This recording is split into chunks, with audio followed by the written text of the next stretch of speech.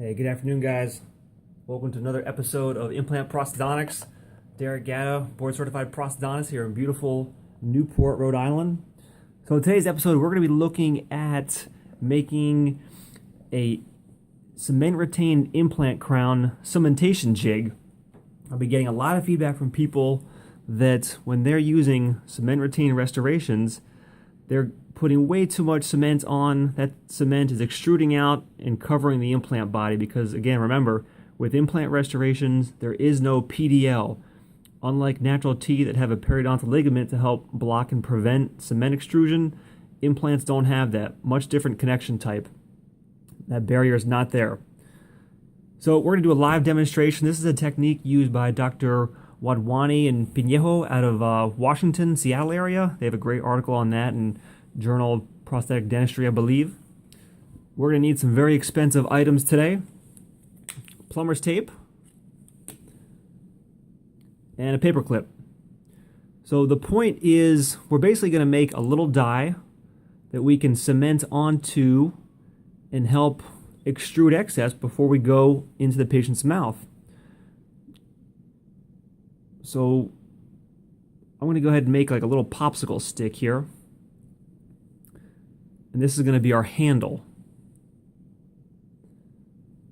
Just basically something that will fit inside the intaglio surface of your restoration.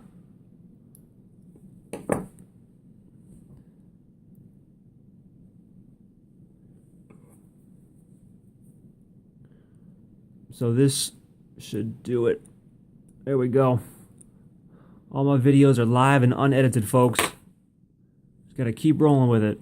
All right, there we go. Perfect. Next, we're going to take some Teflon tape and line the inside of the restoration. So this will help simulate what die spacer does and help create some little cement space here.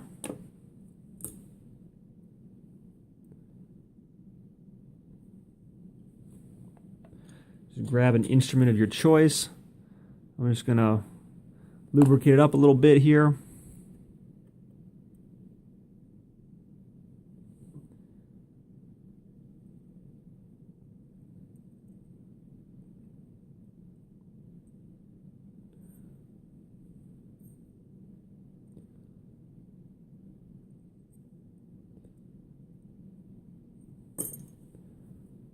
All right, you can take your handle.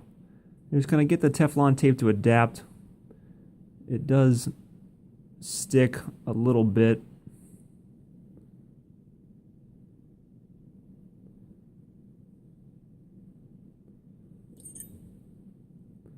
There we go, there we go. All right, and so once that is pretty good, you know, not perfect, but you get the gist of what we're looking at. Go ahead and grab some quick setting PVS material. This is just little blue mousse. So we're going to go ahead and inject away.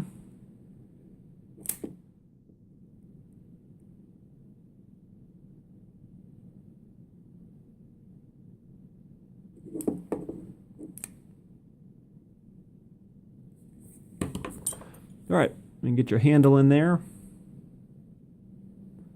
And we'll let that set.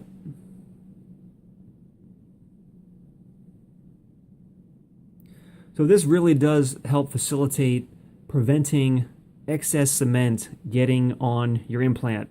Again, remember guys, you should not be using resin cement. Way too challenging for cleanup. Just no need. It's not rocket surgery, folks. Don't want to make things tougher than they already have to be. And once that's set,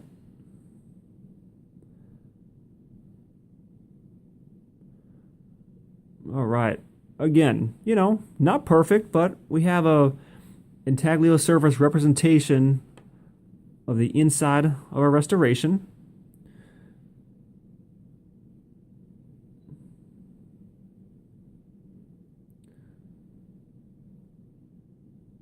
There we go. And I usually get confused pretty easily. So I like to make a Sharpie mark or a pen mark on what side the buckle is, because the worst thing to do is be scrambling.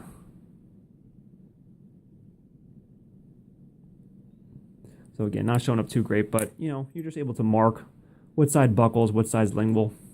All right, we're going to simulate the actual cementation procedure here with some Vaseline. So again, let's go over your implant delivery steps here. You've already put your custom abutment on your implant. You've checked contacts, checked occlusion, everything looks good using your shim stock and articulating paper.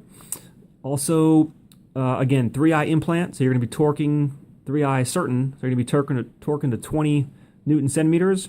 You're going to be protecting your access channel with Teflon tape.